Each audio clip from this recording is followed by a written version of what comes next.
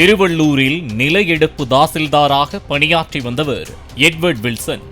கையகப்படுத்திய நிலத்தின் உரிமையாளருக்கு இழப்பீடு பணத்தை விடுவிக்க 75,000 ரூபாய் லஞ்சம் பெற்ற வழக்கில் கடந்த ஆண்டு ஜூலை மாதம் கைது செய்யப்பட்டதால் சஸ்பெண்ட் செய்யப்பட்டார்.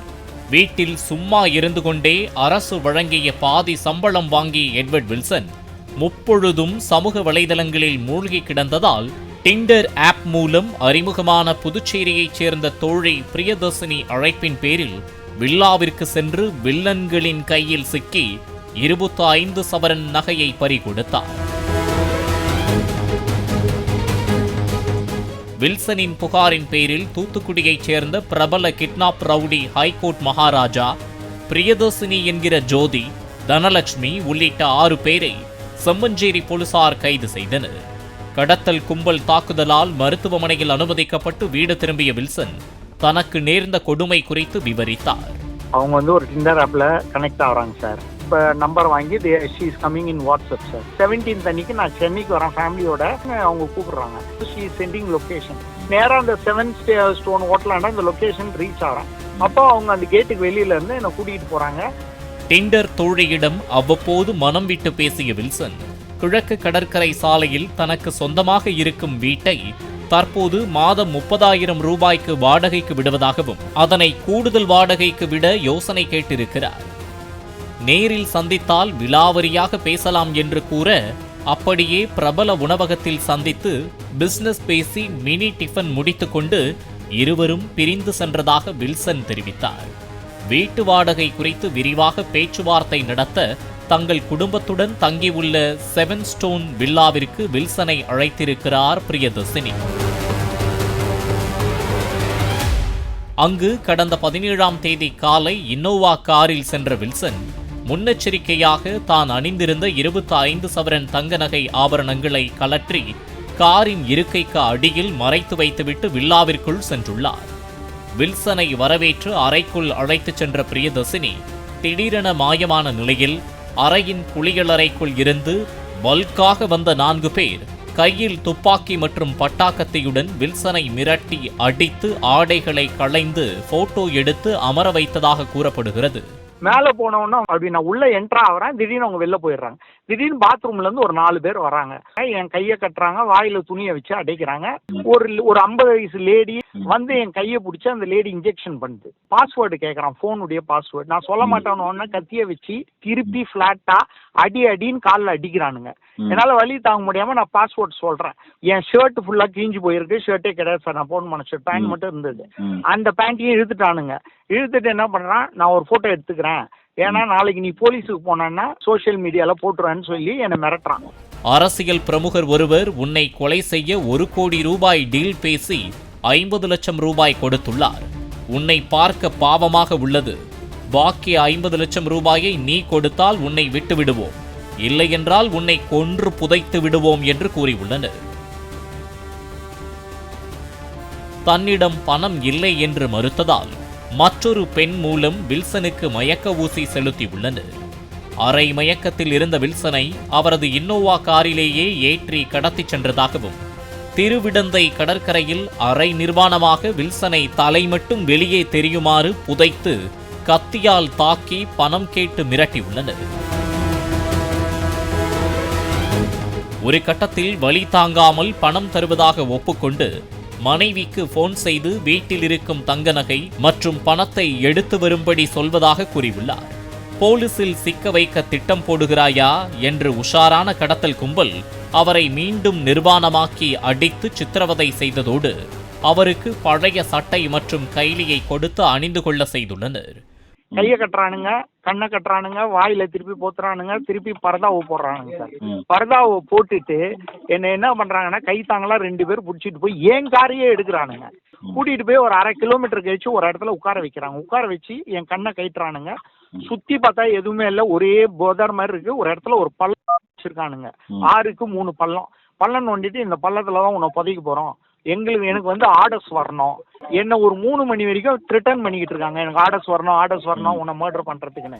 மயக்கம் தெளிந்து தெளிவாக காணப்பட்டதால் மீண்டும் மயக்க ஊசி செலுத்த கையில் நரம்பை தேடியுள்ளனர். கையில் நரம்பு கிடைக்காததால் காலில் மயக்க ஊசி செலுத்தி மயக்கமுற செய்ததாகவும் வில்சனை கடைசி இருக்கையில் கிடத்திய கடத்தல் கும்பல் காரை வண்டலூர் அருகே சாலையோரம் நிறுத்தியுள்ளது. திருப்பி வந்து வாயை கட்டுறானுங்க, கையை கட்டுறானுங்க, திருப்பி அதே பரதாவை போடுறானுங்க, திருப்பி என்னை இழுத்துக்கிட்டு ஒரு 1/2 கிலோமீட்டர் வரானுங்க. எல்லாமே டேல நடக்குது. அதுக்கப்புறம் கொஞ்சம் கொண்டு போயிட்டு அந்த வண்டலூர் ரோடாண்ட என்னை கண்ணை கட்டிட்டு ப்ராஜெக்ட் ஃபெயிலியர் அப்படின்னு அவன் சொல்றான் மகாராஜா. அதுக்கப்புறம் என்ன பண்றாங்க, திருப்பி என் கையில தேடுறாங்க, நரம்பு கிடைக்க மாட்டேங்குது, பல்ஜாவது காலில் போடுது அந்த லேடி. மயக்கம் தெளிந்த பின்னர் உறவினர்கள் துணையுடன் கீழ்ப்பாக்கம் அரசு மருத்துவமனையில் சிகிச்சைக்காக சேர்ந்ததாக வில்சன் தெரிவித்தார்.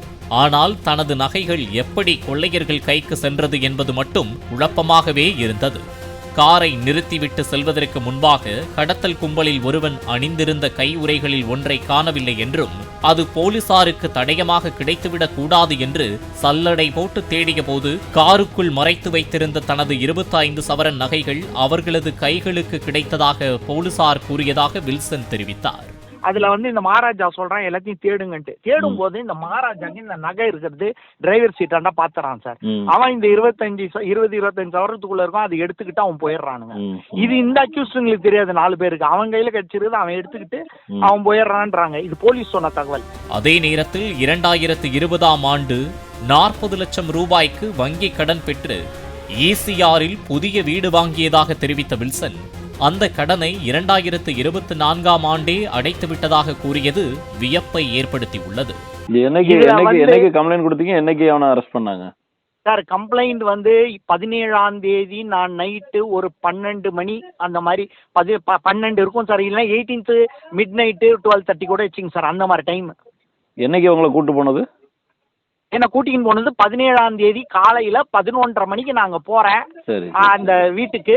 இது நடக்கிறது அந்த 7 ஸ்டோன் அபார்ட்மெண்ட் வில்லாஸ்ல நடக்குது சார். அங்க கிட்டத்தட்ட 15 வீடுங்க இருக்குது, 15-20 வீடு, எல்லாம் ஓனர்ஸ். நீங்க சந்தேகமா வராது அங்க இது நடக்குதுன்றது. இன்னொன்னு என்னன்னா சார், இத ஜனவரியில ஒரு அட்வொகேட் அண்ணா நகர்ல இதே மாதிரி பண்ணியிருக்காங்க. அவரும் கம்ப்ளைண்ட் கொடுத்திருக்காரு மேடவாக்கத்துல. ஆனா அதுல என்ன பண்ணிருக்காங்க, இந்த ஹைகோர்ட் மகாராஜா இன்வால்வ் ஆயிருக்காங்க. ஆனா அது பிடிக்க முடியல, அது அப்படியே கேஸ் பெண்டிங். நான் தைரியமா போய் கம்ப்ளைண்ட கொடுத்தேன். எனக்கு இது ஹைகோர்ட் மகாராஜான்றதெல்லாம் தெரியாது சார். எனக்கு யாரோ என்ன பண்ணிட்டாங்கன்றதான் நான் கம்ப்ளைண்ட். அவங்களா அப்புறம் போட்டோ காமிச்சு இவங்களா இந்த லேடியா இவங்களான்னு அவங்களா காமிச்சு நான் ஒன்னொன்னா சொன்ன பிறகு அதுக்கப்புறமா அந்த 7 ஸ்டோன் அபார்ட்மெண்ட் இருந்து வீடியோ கேமரா எடுத்து டோல்ல போய் அந்த இந்த டோல்ல போய் ECRல டோல்ல போய் அங்க கேமரா எடுத்து கார்ல பாஸ் ஆகிறதெல்லாம் எடுத்து அதுக்கப்புறம் அந்த டோல் எது வரைக்கும் அப்புறம் என்ன கேட்டிருக்காங்க இந்த மண்ணில் புதைச்ச இடம் பத்தி கேட்கும்போது நான் சொன்ன ஒரு டால் பில்டிங் ஒன்று C இருந்தது, நான் பார்த்தேங்க, என் கண்ணை கைட்டி புதைக்கும் போது நான் பார்த்தேன், அது தெரிஞ்சதுன்னு. இதெல்லாம் வச்சு அவங்க கண்டுபிடிச்சு அந்த இடத்தையும் என்னை கூட்டு போய் காமிச்சாங்க. அது வந்து திருவிடந்தை சார். அது சார் இது நடந்தது வந்து அவன் ஃபுல்லி அவனுடைய ரோல் வந்து எனக்கு வந்து சொன்னது வந்து 1 கோடி ரூபாய் பேசியிருக்கான், 50 லட்சம் கூலிப்படா, இதுதான் பேசணும் சார். 4 மணிக்கு மேலதான் எனக்கு நெகோசியபிள் வரானுங்க. எனக்கு ஒரு சின்ன டவுட், நீங்க வந்து அந்த பொண்ணுகிட்ட பிசினஸ் பேசணும்னு சொல்லி என்ன பிசினஸ் பேசுறீங்க 2 பேரும்? சார் எனக்கு வந்து ECRல ஒரு வீடு இருக்கு சார், ஒன்னு ஒய்ஃப் வீடு. அந்த வீடு வந்து இந்த மாசத்தோட February 28 வாடகை கம்ப்ளீட் அவன் காலி பண்ணிடுறான் சார். அதுக்கு நான் என்ன பண்ணீங்க? அந்த வீடு வந்து வாங்க வந்து 2020 சார். 2020. அப்ப நீங்க எங்க தாசில்தாரா இருந்தீங்க? அப்போ நான் வந்து இதுல இருந்தேன் சார், நான் DM தாசில்தாரா இருந்தேன் சார், டிசாஸ்டர் மேனேஜ்மெண்ட். அப்படியா?